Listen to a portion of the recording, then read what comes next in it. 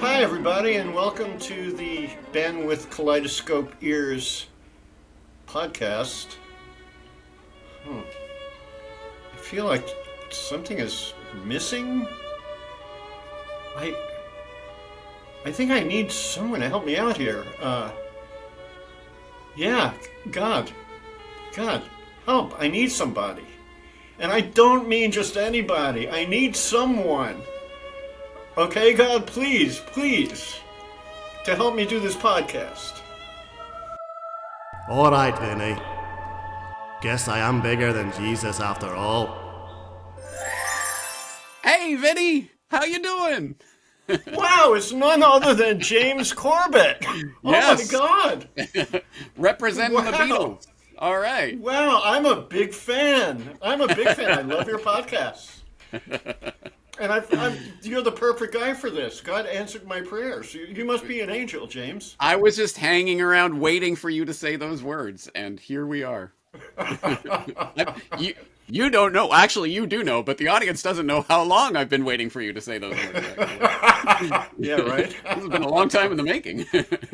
Yes. And again, apologies for all that. Does take a long time. I have circumstances in my life that don't make it so easy to just do these once a month. So I just want to thank people for their patience on this. And I want to just kind of start out, like, if any musicians out there like the music theory analysis and what I'm doing, and you'd like to get lessons from me, I do teach online. In fact, James is a student. He's all the way out there in Japan, and we work together.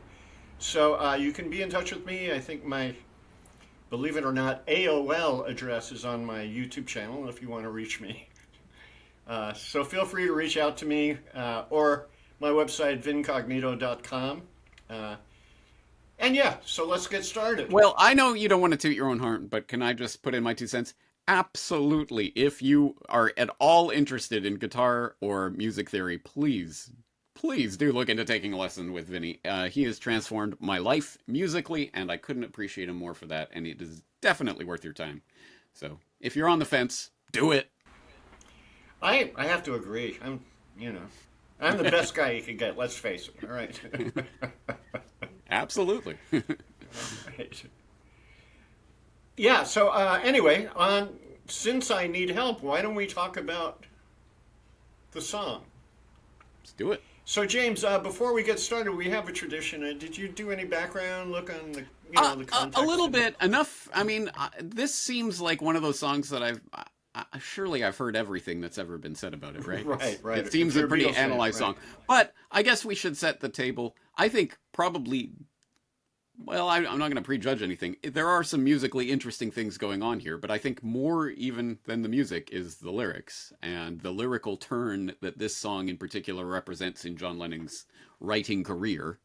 And he, of course, has referenced this a number of times. I believe it was in the anthology where Paul was saying, I was listening to the song thinking, hey, we can add some harmonies here and do this and that. I wasn't listening to the words. And here he is screaming help. And, of course, John has referenced this a number of times. For example, back in All We Are Saying by David Sheff, he said, the whole Beatle thing was just beyond comprehension.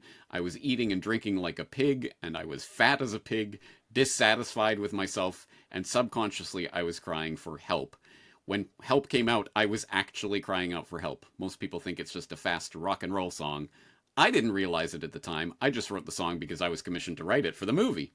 Of course, referencing the movie Help, which I hope you know about. But later, I knew I was really crying out for help. So it was my Fat Elvis period. And people have probably heard that quote, John Lennon calling this his Fat Elvis period.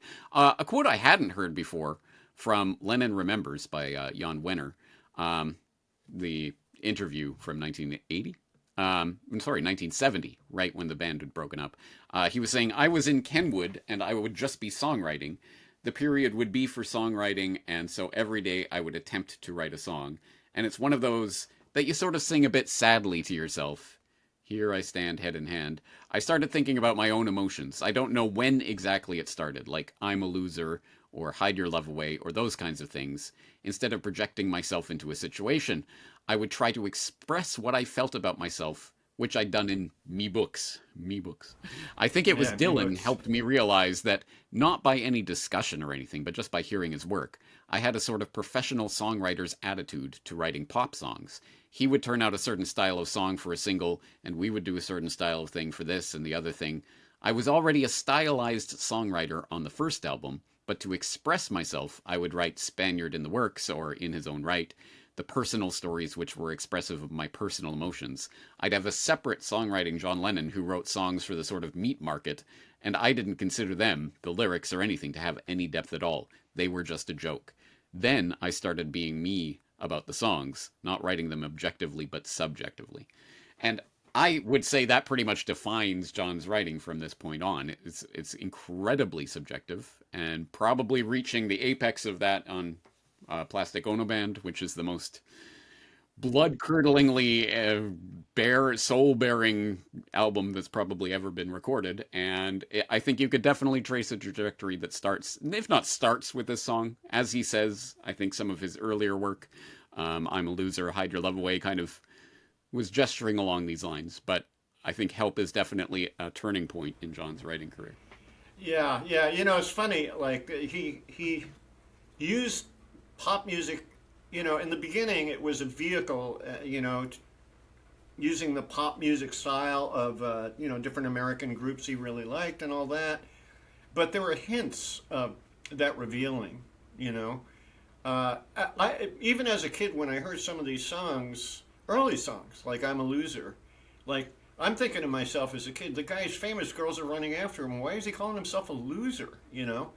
So he had a bit of that, I think, but he was hiding it inside the pop context. So, misery, like, oh, misery, the world is treating me bad, But yeah, I think he always had a penchant for wanting to get out those personal feelings, Mm-hmm. In fact, Yeah. in this period, I see a kind of the dichotomy in Lennon beginning to show, where he's struggling between being a pop artist and crafting a great pop song, and being a true artist in the sense of, I'm just going to be creative and not be concerned about the public reaction to my music. And you could see that in him in the live performances. Like, he doesn't know what to be of the two. It's like he bounces between the two, it seems. The live performances in '65 specifically, or that era, or John generally? Yeah, that era. I mean, yeah, actually, John, I don't know. In the beginning, all the Beatles had a stunned look on their face, in the beginning of Beatlemania. They really looked stunned, What the hell is all this, Yeah. Especially after coming to America. But, like, if you watch him in performance, like, especially around this period, because now, if you look at the Help movie, they're doing one of my favorite Beatles songs, by the way, is You're Gonna Lose That Girl. I love that song so much. And there's that famous line where they finish the song and the engineer says, "Boys, are you buzzing?" And it's an out-and-out reference to weed, but back then nobody would get it. Yeah, right. Right? It was subtle. No, it for was the those sawing underneath Ringo's drum stand, right? Yeah, right. It was the sign, right? Yeah. So,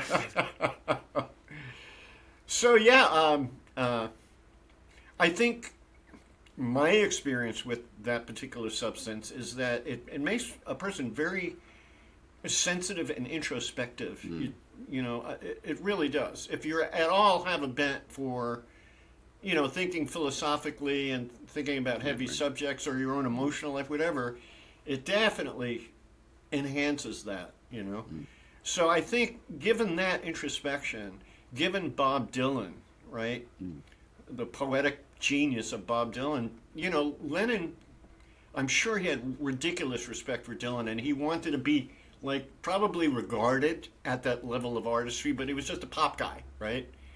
So he must have felt awfully embarrassed when Lennon, when he said to Lennon about Sgt. Pepper, I think it was, you guys decided to stop being cute, whatever that was. Dylan said that to him. And so that, yeah, nice work, Bob. Yeah. But, I there's no doubt that Bob Dylan had a huge impact on John specifically, but I'm sure Paul as well. Yeah, and there are very subtle things. Oh, he did on Paul. If you look at this, like, especially around Rubber Soul, this started happening. Even in Paul's music, they're using, George is even influenced by it. Like, although your mind's opaque, where'd that word come from? Like in a pop song, right? Yeah, yeah. Like Dylan was, he had the go-ahead to use words like that. But the Beatles But I would say, like, John did almost, at times he actually did mimic Bob he did, Zimmerman's totally. singing voice. But I mean, just in terms of the songs themselves, like, You Gotta Hide Your Love Away is clearly, like, it's a Bob Dylan song. Oh, yeah, yeah. That John is singing. And the Gather Round All You Clowns, that's a Dylan. Yeah, Dylan made reference to yeah, clowns yeah, and, yeah. God, even as far as the White Album, it feels so suicidal, just like Dylan's Mr. Jones, Yeah, right, yeah. Um, But I don't believe in Zimmerman. Speaking of Plastic finally, Band. that's when he let everything go. And Everything. just as a little Easter egg for people who want to look it up, on the John Lennon anthology discs, there is a lot of outtakes from his home recordings from late 70s, I'm presuming, where there's one where he's literally just reading the newspaper, but he's doing it in like a Bob Dylan style, like with the Bob Dylan voice, and he's just playing along to it, and he's literally just reading a newspaper about like some meeting. Oh, that's Nixon. hilarious. It is hilarious. Oh, I bet it is. God, okay, you got to link me to that after the podcast. Yeah. Wow. Yeah. Anyway, but getting back to Help specifically, something that's definitely stuck with me since I first heard it was maybe a decade ago or something. People can hear, again, speaking of his home recordings from the 70s, he recorded a slow, somber piano version of Help, which supposedly, and I don't know, I don't think I have the receipts to back this up, but I have heard supposedly this is the way the song was originally composed, as a down-tempo kind of, plaintive song. But hey guys, it's going to be the new pop single, and it's going to be the title of our album, the new movie, so let's make it a bit peppier. Let's make it peppy, yeah. I'm assuming it was sped up a bit, but if you want to hear where this comes from, and once you hear it in that context, it's like, oh yeah, this is a man crying for help, right? Okay, I get it. It's not some peppy pop single. I watched a couple of minutes of the Help movie just before we started. And one thing I thought, that word help, right? You've made the very astute observation that John Lennon, rather than having an intro, right away. Yep. comes in no right intro. away, right? Yep. Yep. Although we're going to talk about, there is an intro in this. We'll talk about. Oh well, but, yeah. So when I was watching the movie, at one point the logo Help, and that very 60s kind of font and coloring, all colorful, comes up. And I thought the timing of that was so bad. Like, the movie should have started the way John Lennon starts a song. Yeah. It should have just like, help, and he just right in, Pound you in the face. Yeah. Yeah, and then maybe they could have panned off to, because they're trying to set it up in the beginning. Yeah. So, but it'd have been cool. They could have panned off into, getting some of the setup and then going back to the song or whatever, But yeah. People mentioned, come for the music theory, but they stay for the movie critiques. I think that's...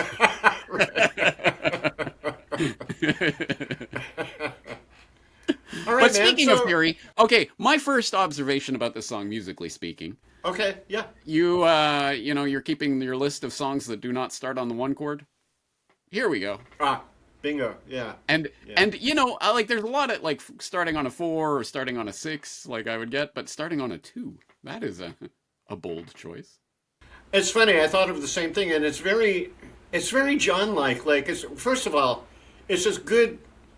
For that era especially, it's good songwriting form. If your song is in a major key, have your chorus in a minor key, or vice versa, right? Yeah. But normally what a lot of people did was go to the relative minor chord. So in Help, it would be going to F sharp minor, but he goes to the 2 minor, and I find that really interesting.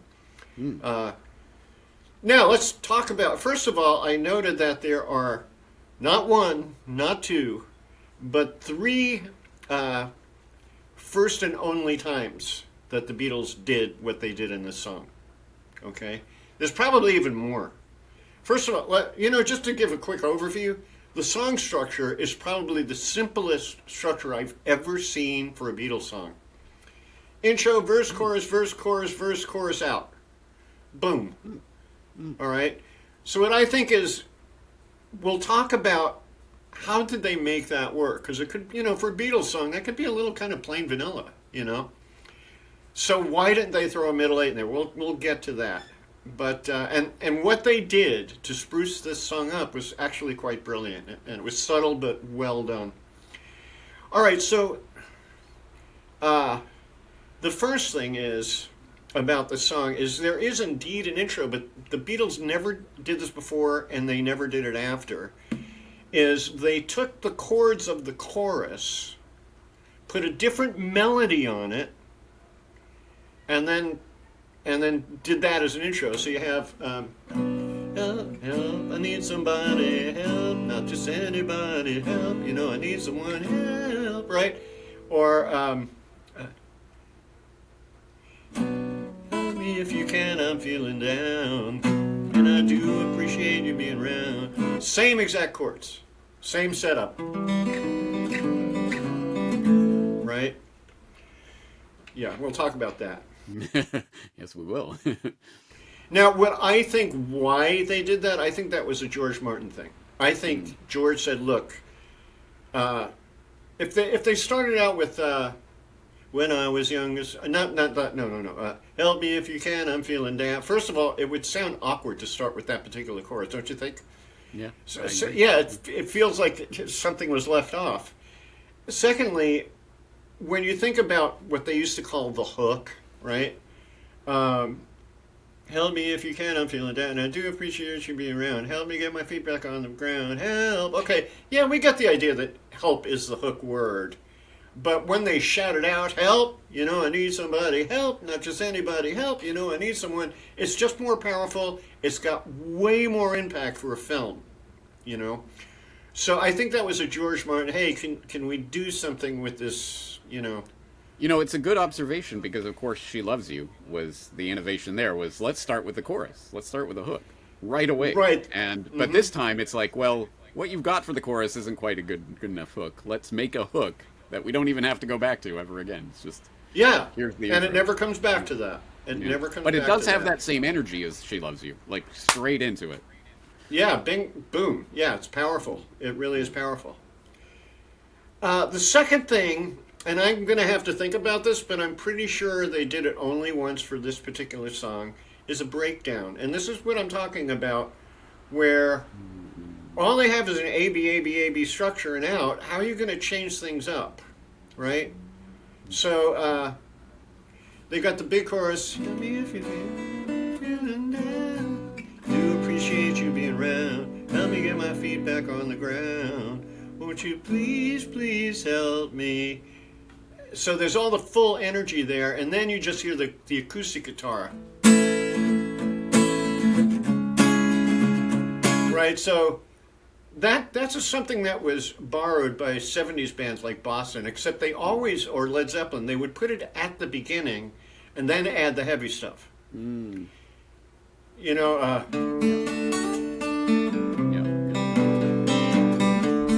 then boom, the whole band comes in, big loud guitars, everything. To me, this is kind of classier. I guess it's equivalent to the sunken living room in the movie. They just kind of ease up. But yeah, that breakdown. I don't know if the Beatles ever did that again. Like in the middle of a song, break down and come back up again. I'm gonna put my thinking cap on that one. Maybe not. And they only did it for the first part of the verse. So you have John singing.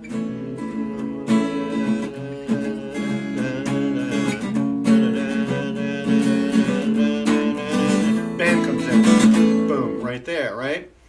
But the cool thing is they did it kind of, they stepped it up just a little bit more. They didn't really hit you over the head when they came in. And then we get to the chorus, and then it's really stepped up again. So, yeah, I'd have to think about that. If you, can think of any Beatles songs that have actually done that, where they break down in the middle, It's not coming to me off the top of my head anyway.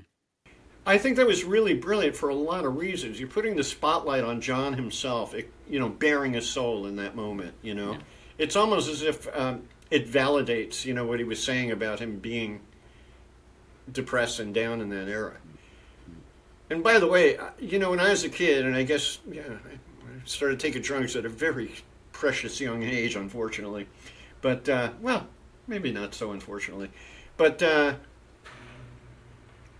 I don't know if it was a pop thought or what, but I remember, thinking about the song Help and thinking it was literally a prayer. Like, this was John Lennon praying, for help. Mm. And a bit of a stretch, talk about subconscious stuff. One thing that's always stood out for me is the way he sings anybody. He doesn't say anybody, he says anybody. And I think it might be a Liverpool thing. Yeah. But then I thought, Buddy Holly, like Buddy Holly's no more help to me anymore, or whatever. Or buddies, like his pals. Maybe he's saying, I need the help of my buddies, and I'm too embarrassed to reach out to them or whatever. No, in that case, it would be mates. Yeah, that's true. Yeah, that is true. Yeah, buddy in Liverpool. Yeah. Never needed any mateys help in any way. No, that doesn't work. And number 3, for me, the freaking piece de resistance, man. This is so cool, and I think it's the only time it's ever been done in any song ever. And I call it the reverse call and response, which I think I brought up to you before in this.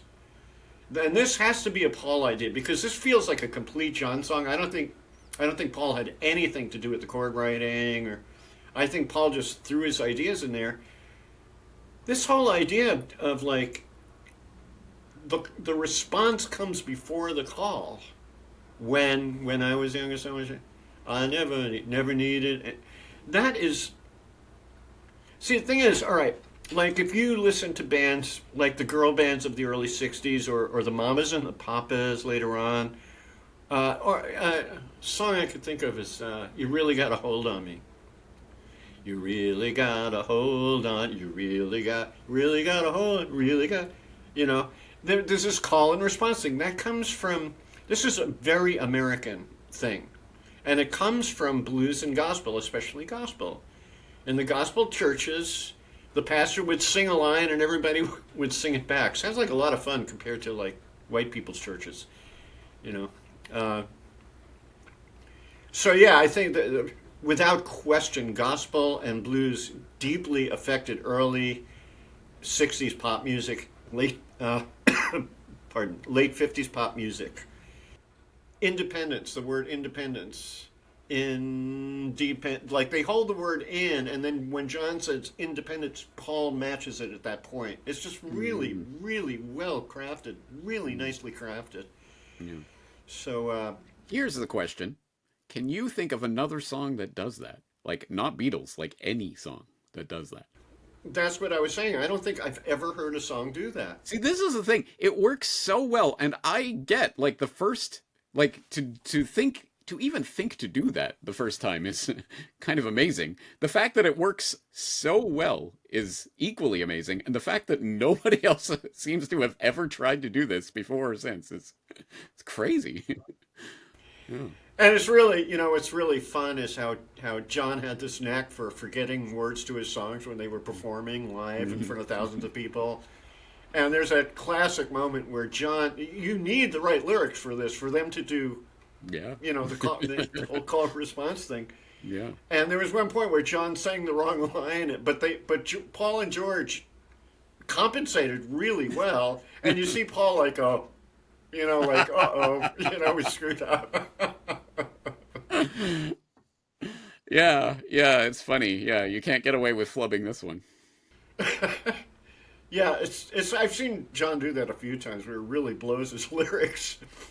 So the story from the first time Paul ever met John at the village fete garden fete thing in '57. I can't remember which song John was performing when Paul saw him, but he didn't know the words. He was just making them up, and Yeah, Paul was like impressed by that. It's like, yeah, he has no idea what the words actually are, but he was going with it. It was fine. yeah. I sure, and I could see why he'd be impressed. Uh, Because John, of John course, is had a that wordsmith, so he can get away with that. I always exactly. liked during a live performance of that song whose name I can't say on the podcast, "Woman is the something of the world." Oh, okay, yeah, yeah. He sings this one line, and he's like, "And here's the one I can never remember, but you get the message anyway." It fits in so perfectly in the song. Yeah. I think he felt a lot of pressure because his sight was really bad, so he couldn't read sheets, lyric Mm, sheets. And I think, during the Beatles era, I don't think early in the Beatles era he wanted to wear glasses. It was yeah. a little embarrassing To for be him. fair, I mean, did Paul read cheats? Did George? Like, I don't think that was a thing for them. Yeah, quite possibly. Or, you know, I don't know what goes on and what went on in John's mind, but he had a knack for forgetting lyrics. Which goes to show you, I mean, like, he was brought up on lyrics don't matter, it's the music that matters, right? So maybe it became such a habit that, he carried it through even when the lyrics became important. Okay, let's not forget to talk about the other important part of the intro. Uh, oh, did I bring that up before? Well, we were talking about the intro and various aspects of it, but we've got to talk about the descending guitar lick. Yes, there are a few things in the intro, all right? First of all, the chords are B minor, G, E, and then A. All right. Really, very nice, really. To start on the B minor could easily throw the ear off and think you're in another key, but it followed nicely. All right, so anyway, you notice we have, before I get to George's lick, you notice we have a descending diatonic line, meaning scale-wise, down the scale.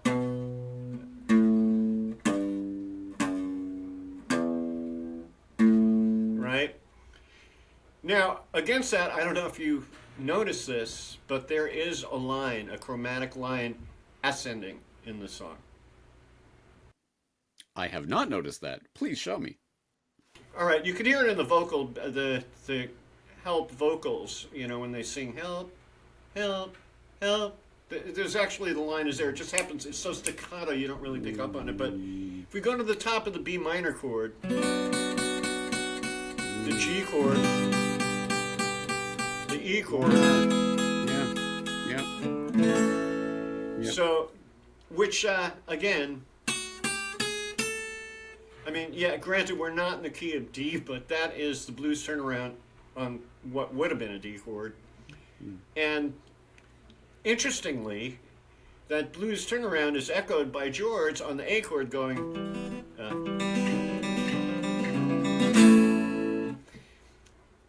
When I first discovered what exactly George was doing on that, I couldn't really make it out, like, until I forget when I learned what he was doing is this.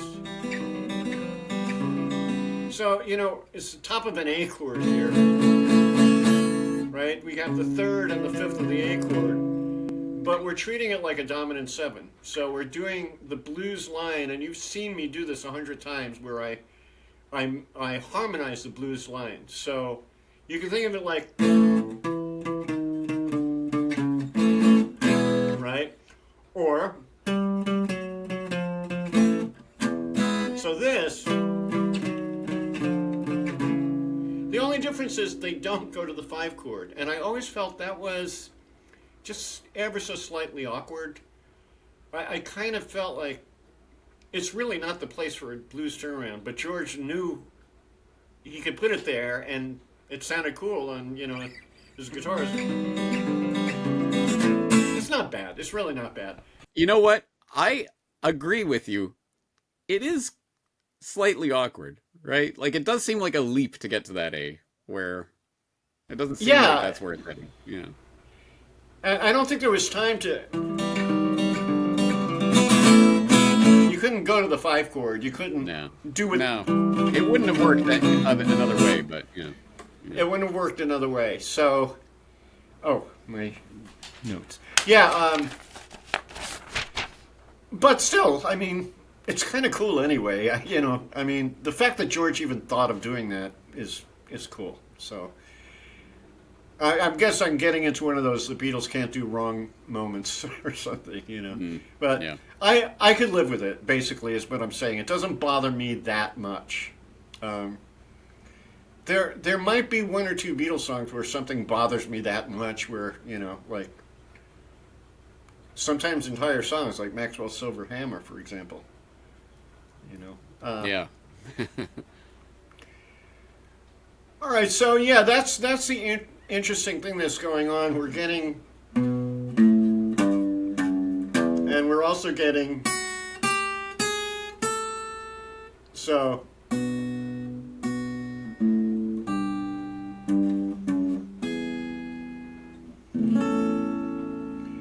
Right? And this kind of move, this is all very natural to do because the roots of these chords are landing on scale steps anyway. So it's just a very, very, almost is. Okay, so here's my question. This is the only thing that I have any sort of question about with regards to anything harmonically here, because it seems like we are very firmly in A, except for, of course, G major. And this touches on exactly what we were talking about in our lesson last week, but I guess not everyone was there for our lesson last week, so let me bring it up in the general space here. But I was saying that when you have the major flat 7 chord, you do not know, just from that alone, whether we are dealing with mixolydian, as in a mixolydian here, or if this is a parallel relative switch situation, or if they're not the same thing, right? So I am going to go out on a limb and say we're an A mixolydian, but please let me know. Look, to go into the parallel relative switch and explain where the G came from that way is kind of like taking a long road to get home. Modal interchange is a great way to describe it. It's just handy, all right? And while we're on the subject, I mean, the modal interchange between the major scale and the mixolydian scale, and let me describe to the audience, the listeners and viewers, what the difference is. If I build chords off of an A major scale, all right, do, re, mi, fa, sol, la, ti, do. The 7th step into that A major is a G sharp note, right? But if I played, what would it be? A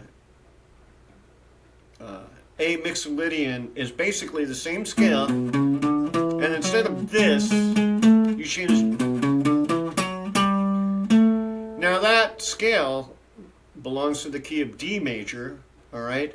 So you can grab the G chord from that key of D major and throw it into this. So the idea of modal interchange is you're keeping the root chord remaining the same, A, but you're borrowing chords from 2 different keys. So, and well, to here's be fair, the point does the G, does the G sharp ever show up in the song? The D sharp, does it ever show the up? G sharp, the G oh, sharp. G sharp. Well, yeah. You mean melodically or in the chords themselves? Well, I guess either. But now I'm thinking, there's an E major. So, all right, never mind. Yeah, no, it's there in spades. Yeah, all right, right. You have the verse chords are A major, C sharp minor. There's your G sharp in there. Yeah. Sharp minor. Right. D. So because G. we are getting the G and the G sharp, there is modal mixture or interchange going on here. Yeah, absolutely. And this is a very John thing, by the way. Here I stand, head in hand. So we're in the key of G here, but we're borrowing from the key of C, or G mixolydian, an F chord. John did this a lot, and I think he didn't do this sort of thing in the very early days because they was so strictly American-style pop, but when he started listening to Dylan, he was hearing more mixolydian. You know, Dylan was... Folk music allowed for these modes more than pop music at the time. So I think John probably responded to that sound and, oh, this sounds Dylan-esque. I like this. You know, I'm going to do this. There are probably a whole number of songs that John does this modal interchange. I wanted to think of a bunch of them before the show, but I just couldn't go there. I mean, right. But I guarantee you, Norwegian Wood is already mixolydian, and it does a very drastic modal interchange because it's keeping the same root note but not the same root chord. Right, so in other words, yep. So we go from D mixolydian because we have that C in there, right, to D minor to G, and that right there is a signifier of the Dorian mode. So we went from D mixolydian to D Dorian, but that's a very drastic one in comparison. You know, the most subtle ones that don't like jar your ear too much are always used. If it's a major modal interchange, you stay with the major. You know, you don't make it minor later on. Same is true for minor. Like there are plenty of songs in the '60s that,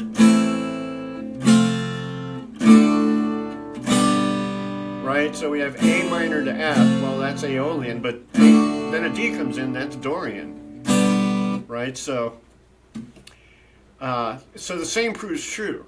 Now, if I were to go, all right, that's a drastic change, right? Yeah. I went from minor to major. I don't think it sounds horrible because it's a Picardy third, and you know, it has depending on the context, but it's definitely you definitely notice it. Put it that way. Yeah. It's funny because me and Matt do a version of I don't know if you're familiar with the Sting song "Englishman in New York." It's a great song, and you should listen to it. It's awesome, man. It's just an awesome song. But it's in C minor, and we do a reggae version. And it's just, the whole song is just pretty much these three chords. It is a release later on. But when I end the song, I go... And I do the Picardy third on it. But I remember, like, the first time I did it, I'm like, man, do you think that works? I'm not even sure if it works. I was never sure if it really worked or not. But I do it anyway, you know. Do you mind if I say I'm not sure it does? I agree. It's very bold. We'll put it that way. And you know what? Yeah. In the live context, when people are, you know, I get, you know, it's a nice resolution. Well, you know, I mean, the song always gets a nice applause when people are actually listening to us. You know, it's an impressive song to be doing because nobody does it. You know, nobody covers it. So, anyway, all right, let's move on. So I brought up the three things that have never been done before or later. Yeah. Now, all right, let's look at. Wait.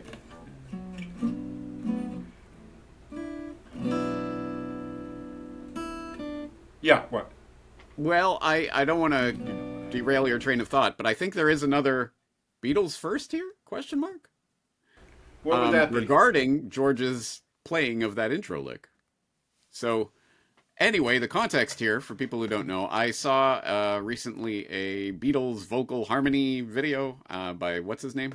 The Italian guy, whose name I always forget. Anyway, Galeazzo Frudua. And he did a video recently, the guitar lick that put George Harrison on edge.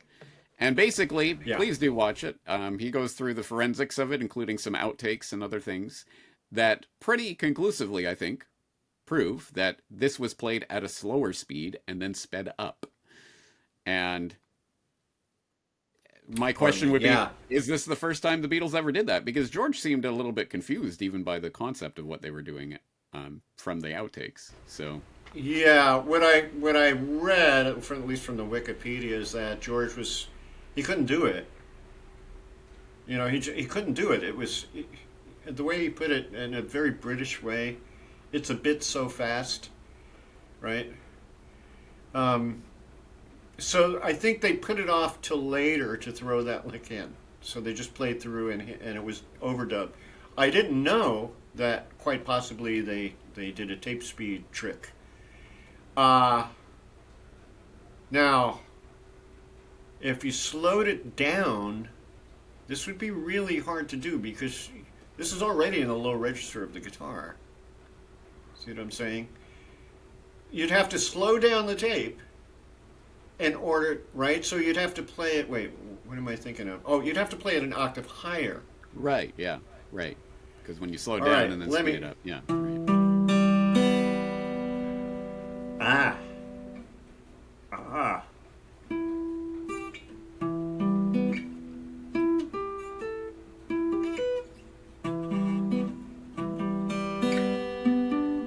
Well, would it be an octave necessarily? Because they could adjust different speeds, which would make for a different correction, right? Possibly, yeah. Possibly it may be possible to go to a fifth. I'm not sure. I never really considered that. Yeah. I mean, God knows they screwed around with tape speeds all the time. If they Well, had in the real later vari years, speed, surely, but in the early years, I'm trying to think. When was the first time they ever did a speed slow up, slow down thing?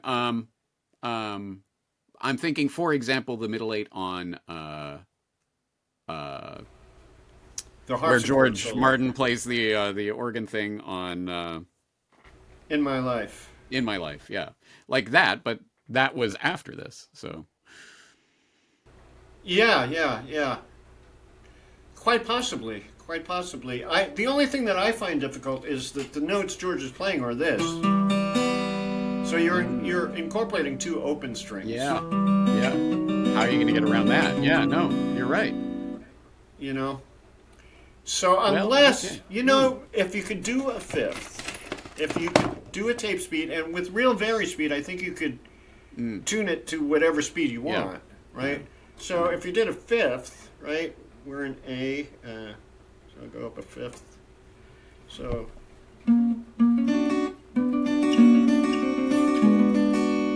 And he'd be going.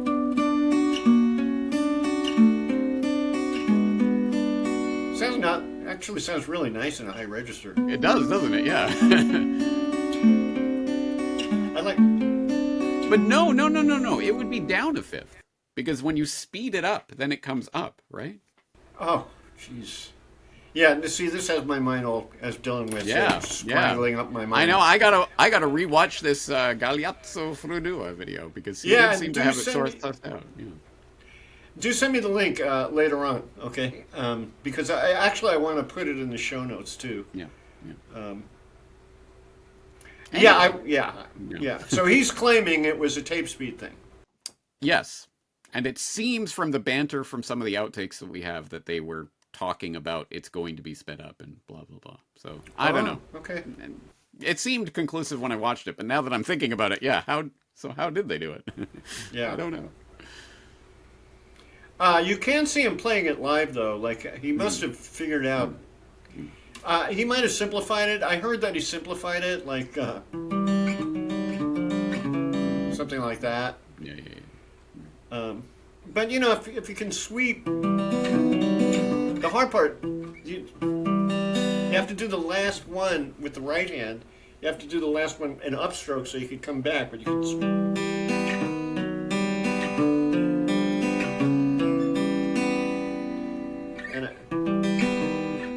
I don't sweep, so it's hard for me. Yeah. I won't go into it. I won't embarrass myself. But yeah, you get the idea. Me, I'm just so used to alternate picking. It's not a problem. But to sweep it, it's just like my wrist goes, what are you doing? Yeah. All right, so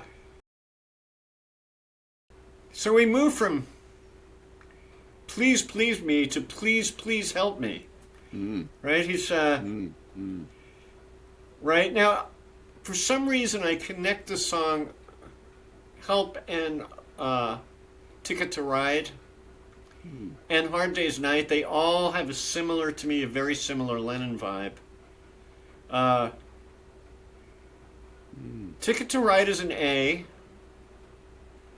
What was the other one I mentioned? Hard Day's Night? Hard Day's Night. Oh, did I mention was it Hard Day's Night? Hard Day's Night is definitely, no, it's not. But this and Ticket to Ride, I think, are very related. And I'm going to mention why. What I'm looking at really is the ending of the song. And even though the podcast isn't necessarily ending here, let's talk about the ending of the song. Okay? It's great. It's the shortest coda I've ever seen in my life. Because, need somebody, not just anybody, need someone. Wait. Is that off the verse? That no, part? it's off the chorus. Whatever we're calling it. Isn't it? Oh, that's right. I was singing there, yeah. Now I'm forgetting the melody. Help! You need somebody. Help! No, that's the intro. Oh, yeah. Sorry. Yeah. Now I'm getting confused. It gets stuck in your head, right? No. This is hilarious. All right, I have to. So much younger than today.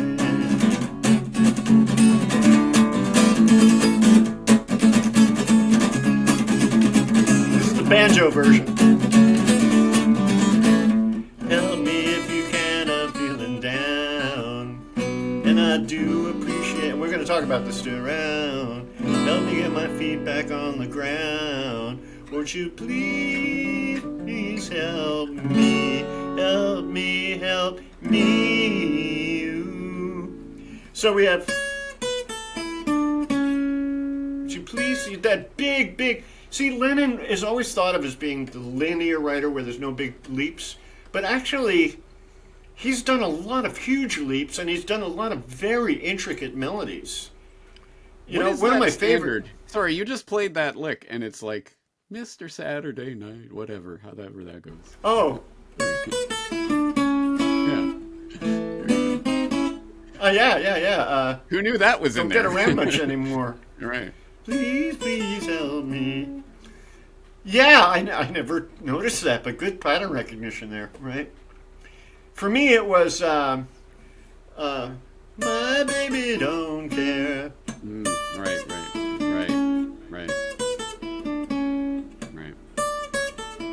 So, and help you have Mi, Re, Do, Sol, Fa, Mi.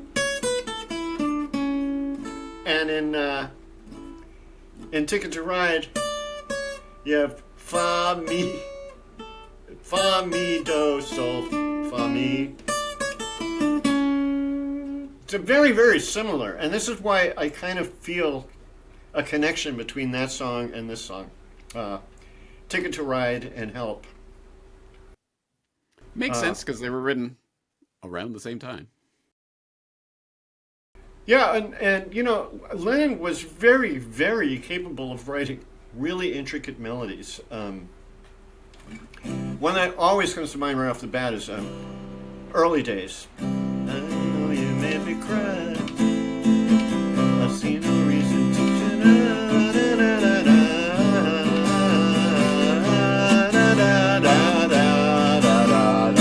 That's amazing. That's a real arabesque. It's like looping and doing these little kind of little bows he's tying around notes and everything. It's just brilliant. So he was well capable of doing that. Maybe he did more of these linear things later on in his career, and he was associated with the not very melodic melodies, but he had, it could, to write melodies like that, you can't be lazy. You really have to work on it. Very true. And John was kind of naturally lazy, so I think maybe later on, in his early days, he was the leader of the band, right? So he had to show his stuff all the time. And that showed itself even in in this song, because and the whole scenario with the song, because the quote was that John was told that they're changing the title of the movie to Help, because now I have to go home and write a song called Help. Notice he used the word I. He didn't put Paul in there. Yeah. Like, he was still wanting to be the A-side king, you know? So I think the conventional narrative of the story is that John was definitely, undisputably the driving force up until about Help is where you start to see Paul starting his ascent, really. Yeah, right. A long time ago, I made that analogy where, like, this is John and this is Paul, and as the years progress, it goes like this. Yeah. And around this, say, Rubber Soul and Revolver's kind of even. Yeah. You know? Yeah. You know, so I think John took advantage of that. Like, hey, you know, Paul could cover our ass in a lot of this stuff, and I'm lazy, so I'll let him do it, you know? Yeah. Whoever has more drive will be the driver in the driving seat, I guess, yeah. Let's talk about the classic ending chord for the Beatles, which is the major 6 chord. Okay? If I am in the key of A and I play an A major chord, and I go up the scale steps, 1, 2, 3, 4, 5, 6. So, what they do at the ending, first of all, I love the call and response there, too. Help me, you. You know, that just the way that's coordinated is awesome. One more thing I want to that not on my notes is that's an interesting note to sing on a B minor chord. That's the 11th, or it's called the 4th sometimes. Lydian. No. When you raise a 4th on a major chord, it's called Lydian, right? But this is the. Remember, I talked to you about the minor 9th rule, and that on major chords, if you have a minor 9th, it sounds like dog, right? Minors you could use. It's not a minor 9th interval anymore because the 3rd of the chord gets lowered. So now that note, the 4th, can be used against the chord, and it sounds really nice. And then we go to the G chord, and we get the major 7. The 6th. Now we get to the E chord, and we have a resolution, because it's the E note, right?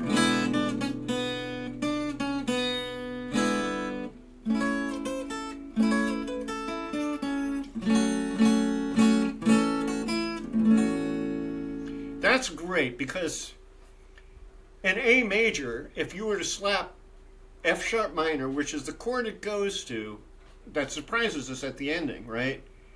Help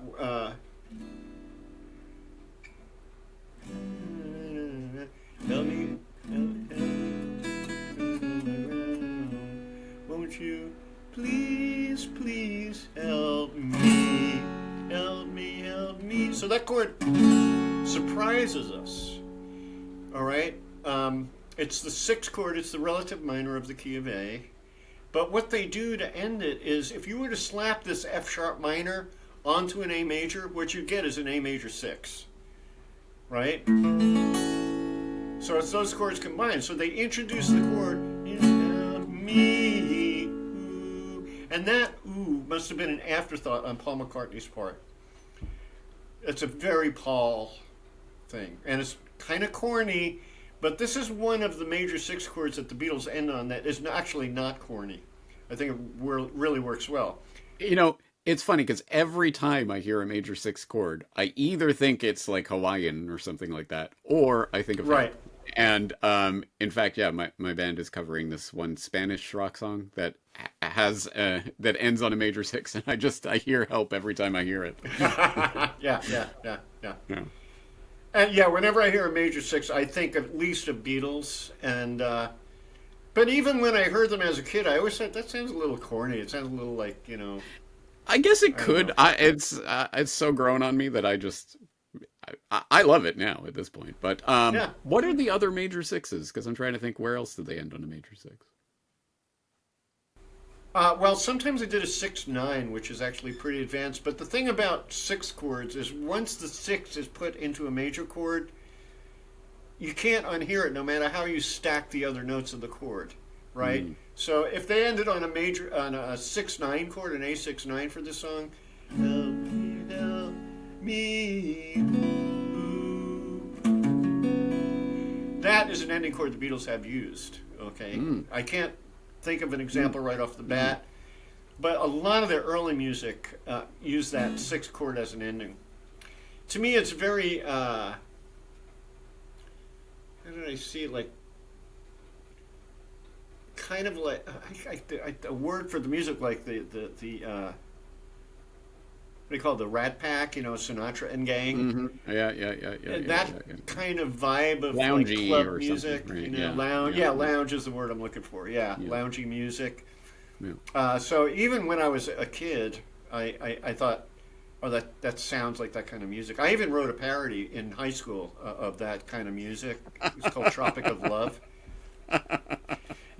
Yeah, I had a terrible flu, and I was given cough medicine with codeine, so I was tripping balls on this stuff, I'm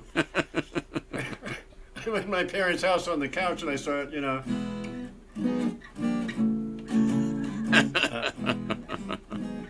I had all this imagery of like swaying palm trees and hula dancers, but kind of in a slow psychedelic way. And I actually presented this damn song at the senior prom, at the senior variety show. And we had the hula dancers and the palm trees and everything with my two buddies from my band, and we did this. Yeah. I mean, I can't remember it. I can kind of remember the song, but not really. And you were the hero of your school ever after. Well, kind of ish, I mean, see, I wasn't we had all the different categories, right? We politically incorrect categories, so they were the jocks, right? And they were the motorheads. The motorheads were greasers, we call them too, guys that were into their motor car, muscle cars. And then there were us hippies, right? Or wannabe hippies, I should say. And I thought, well, I'm this wimpy little guy. I don't know anything about cars, and I don't know anything about sports, and I don't really care about sports whatsoever. I think the guitar is the coolest thing in the world. I don't know why other guys aren't doing this. So I nerded out on guitar my entire life, and I missed all the car stuff and the sports stuff. So to this day, I couldn't tell you a thing about football and what's going on there. The closest I am to any sport is baseball, maybe. But because my grandpa used to take me to Shea Stadium back in the day to see the Mets. But not to see the Beatles.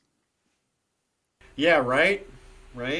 Which was exactly this era, and you can picture the suit things they're wearing as John has his meltdown on stage and starts going crazy. Yeah. Yeah, oh man. That would have been amazing. Although, I mean, being in that audience, it's not like you could hear anything except screaming. Yeah. The funny thing is, if they had just held on a couple of years longer, we would have some actual, probably good quality recordings of them playing live. Yeah. Oh well. Yeah, oh well. But they managed. They did a good job. I watched a couple of help videos of performing it live. The one where Paul rolls his eyes. I also watched their promotional rock video, and it's genuinely funny. If you recall, there are two what do you call those workhorses? Those wooden horses for carpenters, and there's a big board between the two workhorses, and the Beatles are sitting on this thing, right? And the camera's facing them. So John is like right up front, and Paul you can pretty much see. He just leans over a bit. But George and Ringo are trying to get the camera's attention. It's really funny. And there's this one moment, Ringo has an umbrella. We don't know why, right? He's not doing anything. Ringo's just sitting there. And then there's this moment where they release this fake snow. And just at that moment, the camera focuses on George. He's got this what the hell? How'd this happen? It's really funny. It's a genuinely funny moment.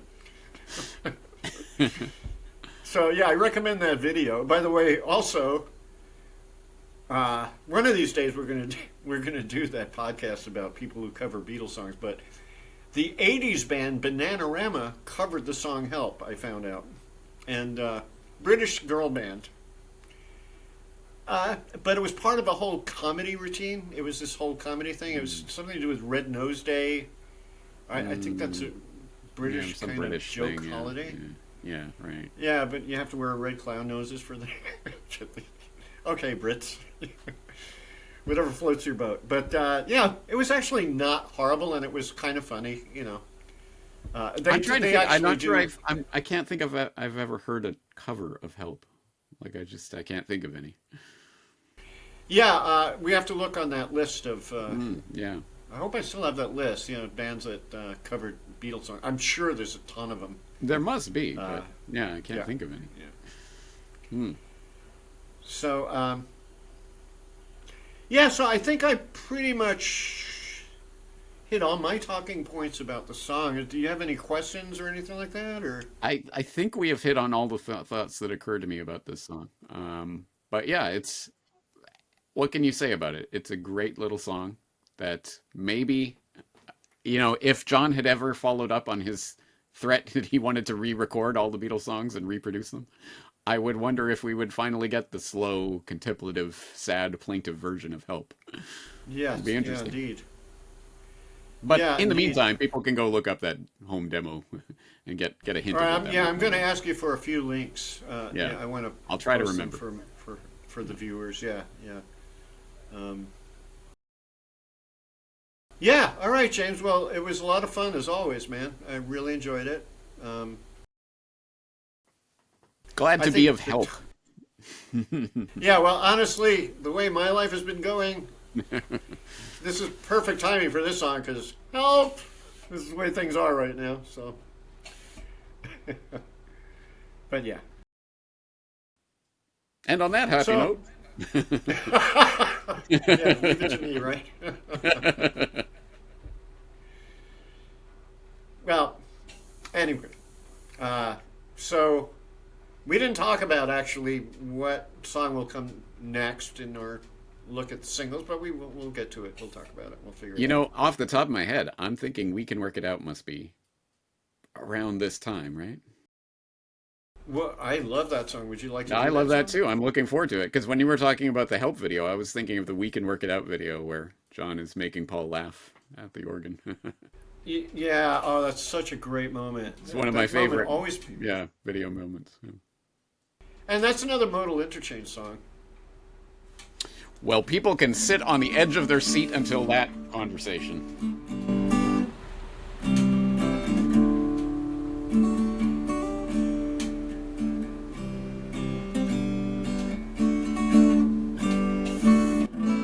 Yeah, that's the A chord. Yeah, we'll do that. Anyway. I'd love to do that, actually. Yeah. Cool. So, see, that's a brighter note. There you go. We can work it out, man. We can. Yeah. Need some help? We can work it out. And if you need some help, get some lessons from Vinny. All right. Vincognito.com? Yeah, vincognito.com /Vincognito for Facebook, for YouTube. Yeah. So. Well, thanks, everybody. And thank you, James. It's always a lot of fun and a great pleasure to do this. Now, your schedule for a guitar lesson. So everybody, we'll see you later. See ya.